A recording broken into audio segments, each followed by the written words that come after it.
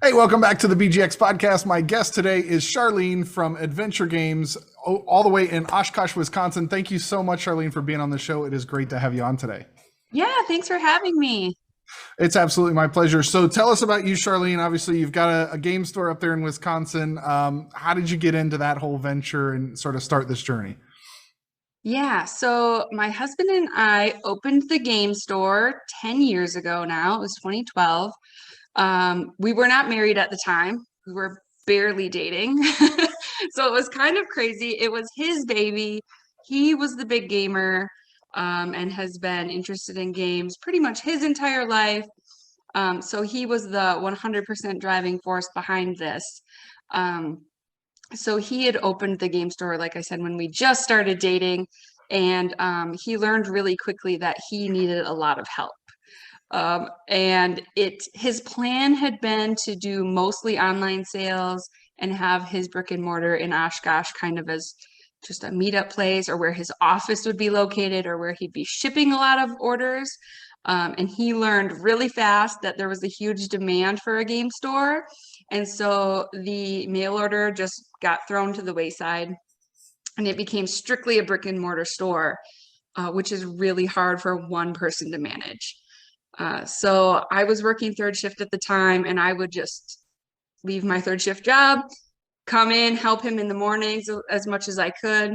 And then we kind of got into this routine until I felt comfortable leaving that job and letting the game store just fully support both of us. So that was 10 years ago. Here we are now. Um, we're in our third location, and it's very large. It's 6,000 square feet. Wow. And we try and carry a little bit of everything. Yeah, I mean, I've seen some shots of the store on your TikTok, and obviously a beautiful setup that you have, and a lot of selection. So tell us about that journey from the first location. How big was that store, and what made you decide to eventually upgrade? Sure, thanks so much. So our first store was about 700 square feet. It was very tiny, as far as retail stores go. I mean, it was smaller than the apartment we lived in. We had everything was modular, everything was on wheels or like folding tables. So during the day, we could have all of our retail products set up, and in the evening, we would literally roll all of the shelving into a corner. So we could set up tables and have like magic tournaments or board gaming or whatever. And really quickly, we started to outgrow the space as more and more people heard about us. So about a year in, we started looking for a bigger location, and it took us a little while to get to it, but we moved our store only about 6 blocks away, and that store was about 2,400 square feet. So it was more than triple the size, right? And then we set up permanent tables. Some of the tables you can see on my TikTok videos of our like nice acrylic tables with the dice inside and stuff like that. And we got permanent fixtures that were nice flat wall, no longer on wheels. And we were there for about 5 years. And then right before COVID, we ended up moving downtown to like Main Street, the heart of our city's, downtown shops and events and stuff. That was really hard because we moved from 2,400 square feet to 6,000. So again, we had like nearly tripled or like one and a half, or, 2.5 times the size. And then got shut down like 2 months later. So that was pretty difficult for us. And that's when we launched our actual online presence. We had had nothing up until that point. And we were like, we have to pay for this big store somehow. So all of our employees, we were very lucky that we didn't have to lay anyone off. We have 5 full-time employees. And so we basically had them working from home and start entering product online for us. And that's how we launched our internet store, Yeah. just to keep us afloat.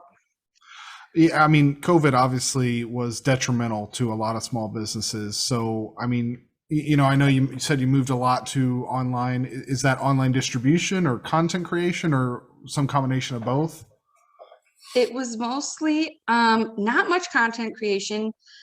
We didn't really have a way to host any online gaming, so it was really hard to keep our events going or anything like that. Basically, everything got canceled. But we moved all of our products to an online store and then started just advertising on our social media pages that people could either pick up, like a curbside pickup with no contact. We would just drop their items like in a pickup box and they could pull up and get them, or we would mail them. And it was really well received. Our community, they're wonderfully supportive.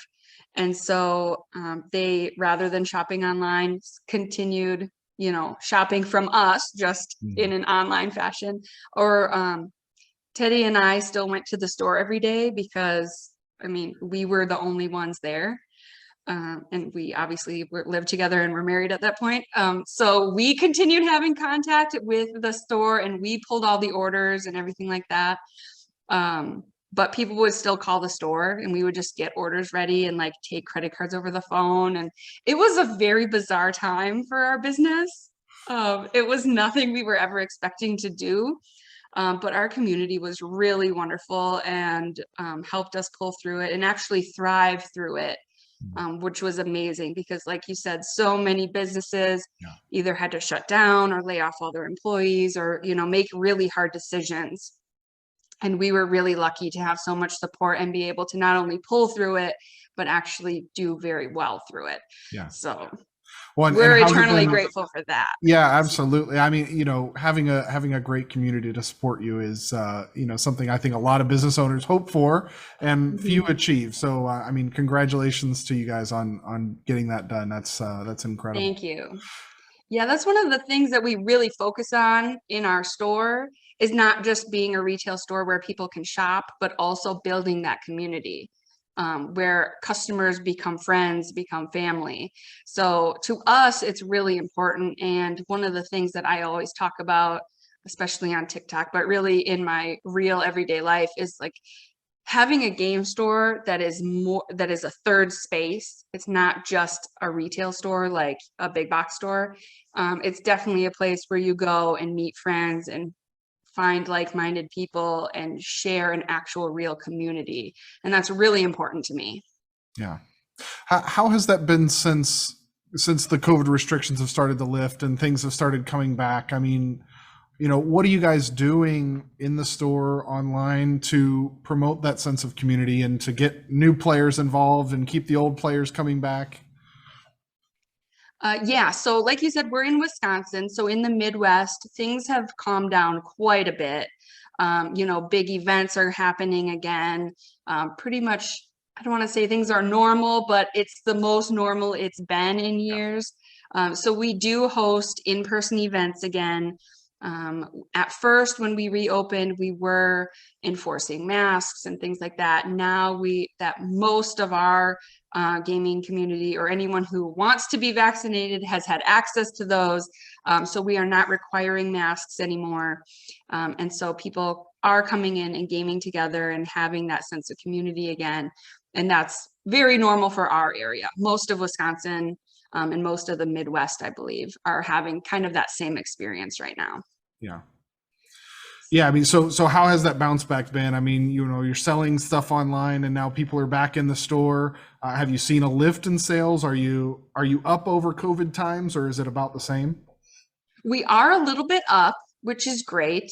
So last year we actually had our best sales year ever. So that was kind of crazy, but as a lot of people were forced to stay home, they wanted something to do at home. So we did actually see a ton of sales. One of the weirdest things was having to explain to people that there was a worldwide jigsaw puzzle shortage. Don't ask me how, but we normally carry lots of jigsaw puzzles, and they were so far back ordered. I would literally put together an order for 1,000 puzzles and receive like 7. So, it'd blow my mind. I'd get a tracking number. I'm like, yes, our puzzles are on the way. They'll be here any day now. And I'd get 1 box. Right. I was like, what is this? And you'd open it up and there's 7 puzzles in it. So that was really weird. And the demand was so high. But yeah, so the hardest part for us has just been keeping things in stock. because we're still seeing that supply chain interruption. We're still seeing like so many delays and so many back orders on things. But people are pretty understanding and they've kind of come to expect it. That, I mean, there's nothing I can do about it, Yeah. and our customers know that. But it's just been a very weird, that's been the hardest thing for us as far as running the store proficiently and keeping things in stock is kind of weird right now. Yeah. What changes have you noticed in customer behavior since, from before COVID to now today? I mean, are people buying differently? Are different people buying? What have you noticed? Yeah, we have seen quite a bit of shift. So a lot of our card players are either still playing at home or have almost entirely shifted to online playing. So like Magic the Gathering players are all on Arena right now, or like Pokemon players are on Pokemon Online. Um, so we are slow to see those groups of players coming back into the store. But for the most part, we've seen tons of people like our board gamers, our role players, our miniatures players. Um, those players all were kind of like starved for those games, right? It's a Yeah. lot harder to play a board game online than it is to play a card game that already had that platform integrated.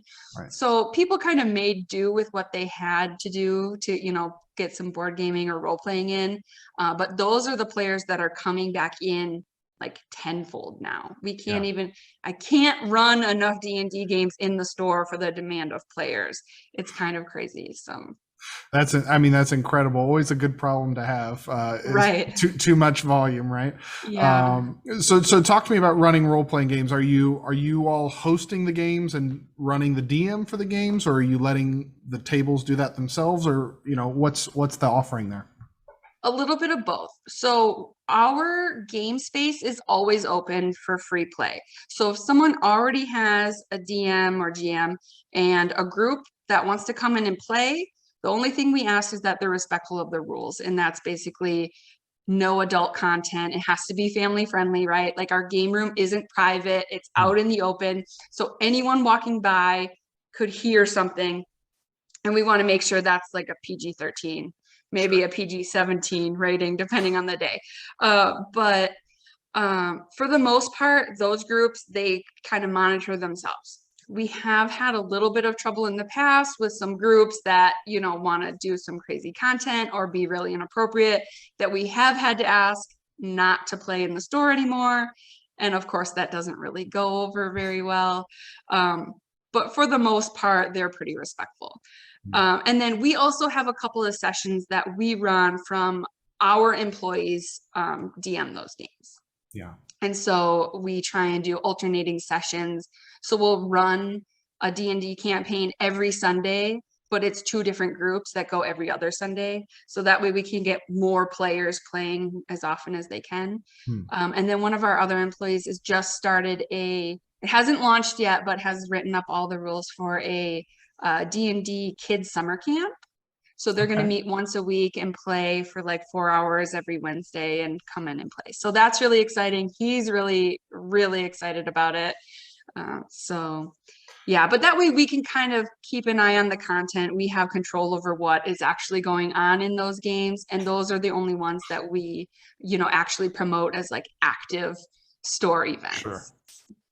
Yeah, absolutely. So, I mean, it sounds like you've got some great staff working for you, and obviously with all the talk of the Great Resignation, around and how hard it is to find staff.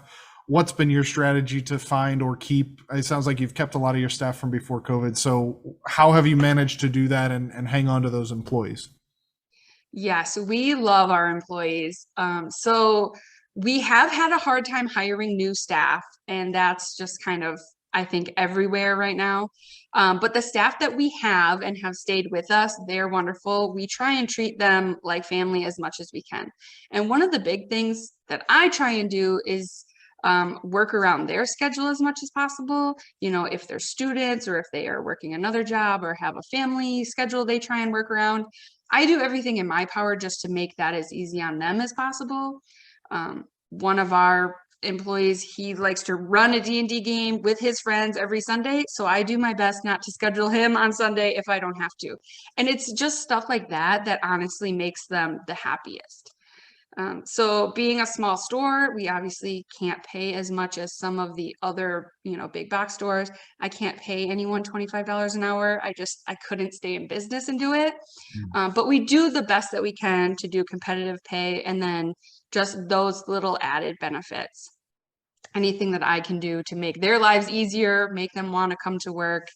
And we really are, I know it sounds kind of cliche, but like we really are like a family. We care about each other. We cover each other. Yeah, I think that's the benefit of working for a smaller company is you get to be close with the owners, you get to be closer with your boss, and you kind of get to feel like you're treated like a human and not like an employee number, which I think that is the point. I've been in HR consulting and HR for the last 10 years. That's the point where companies lose their way, is when they get to a size where they're more concerned about the number of employees than the actual human. That's where I think employers lose their way and start to disconnect from their employees, and their employees notice immediately. Like as soon as you start sending all emails and it's like, why are you sending this to me? Like that's the moment where you start to really lose, I think, your employee engagement. Yeah. Yeah, absolutely. I completely agree. And some of our employees have been with us since the first store. 2 of our employees started with us either right before we moved into our second store or right after. I don't quite remember. I mean, but they've been with us since the beginning. So they know where we came from, they know our goal, and they absolutely like 100% align with that community that we've built. So right now for us, finding other people that fit in with this community we've already built is sometimes the tougher part, right? And a lot of times finding employees for us is like gamers that want to work at the game store, and they don't fully understand that we don't hang out and play games all day at the game store, right? Like we clean bathrooms and we mop floors and we stock shelves. It's Right. not It's like as a real glamorous. job. Yeah. Yes, it's a very real job. And while we try and make it as fun as we can, there's only so much you can do to enjoy scrubbing a floor, right? But someone has to do it. So that's, sometimes that's the hardest part. And I can teach anyone how to sell games or how to demo games or whatever, but I can't teach someone how to be charismatic or be caring or be friendly. So that's the hardest part, is the gamers want to hang out at the game store as their job, but it's not as glamorous as you might think it is. Yeah. They think, oh, I know, I'll just play games all day and get paid. And it's like, no, you'll watch everyone else play games and you don't get to play. Yes, exactly. People ask me all the time, like, have you played this new game? Have you done this? And I'm like, I can't even tell you the last time I played a game. Okay, I wish I played games all day. That would be the life. Maybe when I retire, I can do that. Yeah. Well, I mean, let's jump over to games. Obviously, you've got a huge inventory. What are you seeing that's flying off the shelf, or that's, hot ticket items nowadays? Yeah, one of the big ones, I actually just ran these numbers yesterday, and the best-selling board game for us in April was Nova Arc. Mm-hmm. Have you heard of that one? Yeah, Arc Nova. Yeah. Arc Nova. Yes, that's Arc Nova. I haven't played it, of course, but I've heard so many good things, and we sold 12 copies, which maybe isn't a huge number for some people, but that's really good for us. And considering it's like a $65 game, that's a pretty big number for us. So we were very happy with that.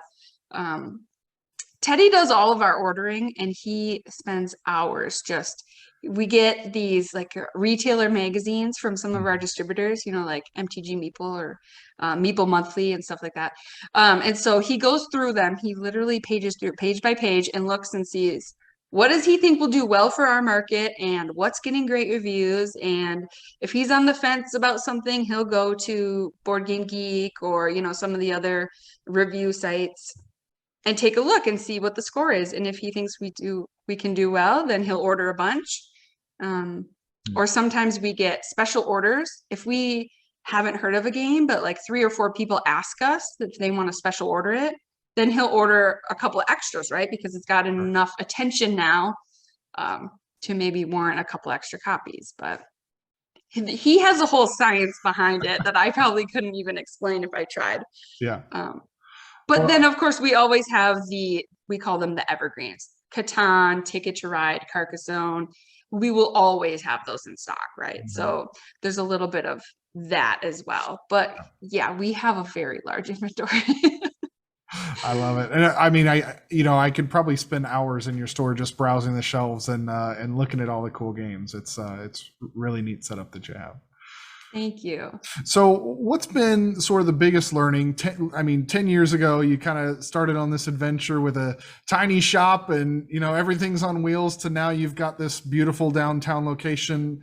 What's been the biggest learning for you, or the biggest piece of advice that you would give to a new business owner looking to maybe open their own game store? Yeah, I get asked this a lot. And my biggest piece of advice is to try and use your local resources.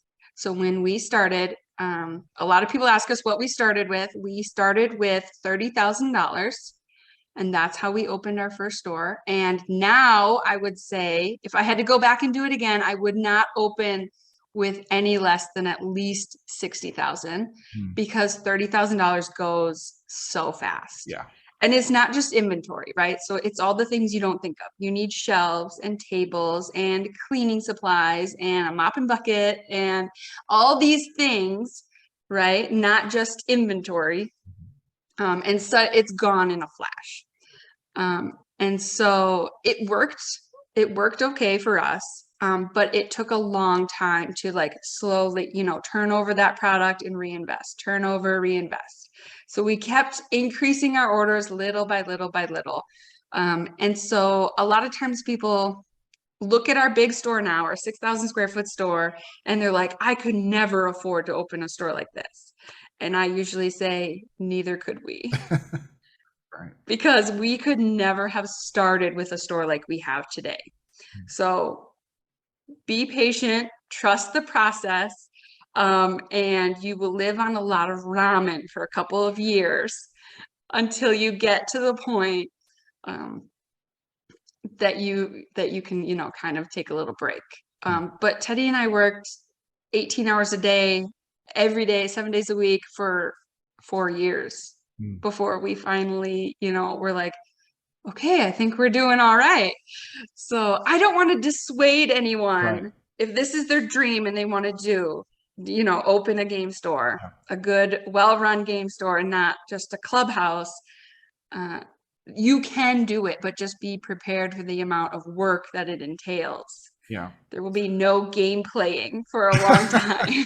Well, yeah, again, I think I think there is a misconception that opening a store, opening your own business means that you kind of get to set all the rules and do whatever you want. It's like, that's true to an extent, but you also have to do what your business needs you to do, which a lot of times doesn't involve playing or having fun. It involves all the boring stuff no one else wants to do. Yes, that no one wants to do, like dusting and mopping and scrubbing toilets. Yes, and you're right.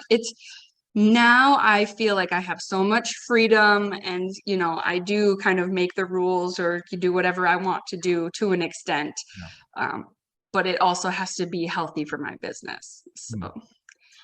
So how important has your partnership with Teddy been in, opening the store? I mean, if somebody's out there and kind of wanting to go it alone, do you recommend they get a partner? Do you recommend they steer clear, or where do you land on that?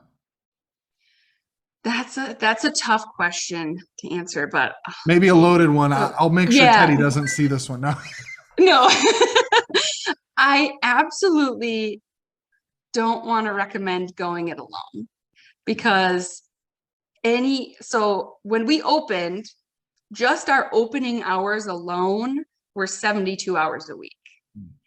That's a lot of work for one person to go completely alone. And that's not even any of your paperwork or filing your taxes or anything like that. That is just like the hours that your store is open, right? And that was kind of overwhelming at first for us too. But I also don't recommend jumping into a partnership with someone who is on the fence, or someone who I see a lot of times two best friends will open a game store together. And then if it doesn't work out, it ruins their game store. It rids their entire life savings, and it also ruins their friendship. So I think I think that you should know going into your partnership how you're going to take care of issues that arise. And so Teddy and I, we don't always agree on everything.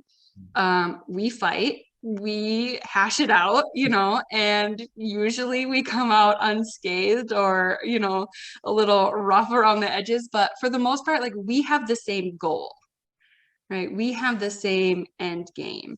So that makes it better.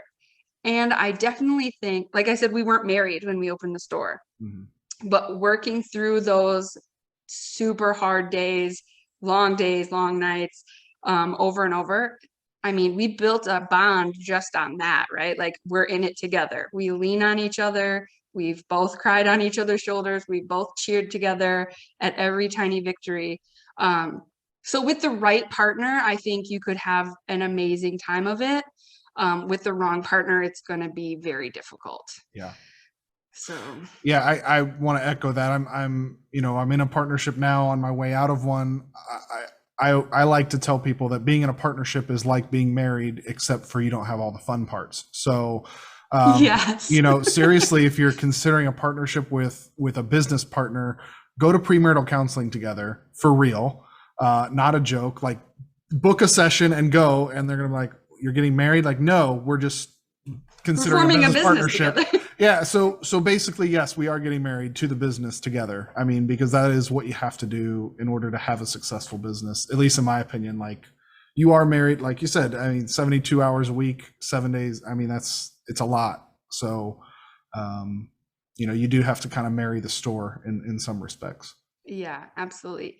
And when we started, we had a third partner. Well, Teddy had a different partner besides me when he first started, and it did not work out well. Within the first couple of months, they knew that it wasn't going to work out well, and they did not part ways very well. So there was kind of animosity in the community and everything else. Luckily, I could jump in and, kind of be a buffer there. But I mean, like you said, it is like a marriage, and you need to know how you're going to fight, because mostly friends don't fight over super important things, right? But when you have a business, it's the money, the community, the product, what to order, what not to order. There's a lot of decisions, and I think it can be overwhelming. Yeah, definitely. Well, Charlene, if somebody wants to find your store or find your website or your TikTok, where can they find you online? Where can they find out more about you? They can find me all over the place. So on Facebook, you can find Adventure Games and Hobby in Oshkosh, Wisconsin. TikTok, I am at Adventure Girl 927. That's kind of a nod to our last address was on 927 Oregon Street. We're not there anymore, but I kept the same name. So Adventure Girl 927 on TikTok, Discord, and Twitch. I think that's the big ones. Awesome. Instagram, you can find us at Adventure Games. Well, make sure you check out Charlene and her store. It was great to talk with you, Charlene. Really appreciate your time and all of your insights, and wish you the best of luck in the upcoming year. Thank you so much. All right. Have a good one. You too. Take care.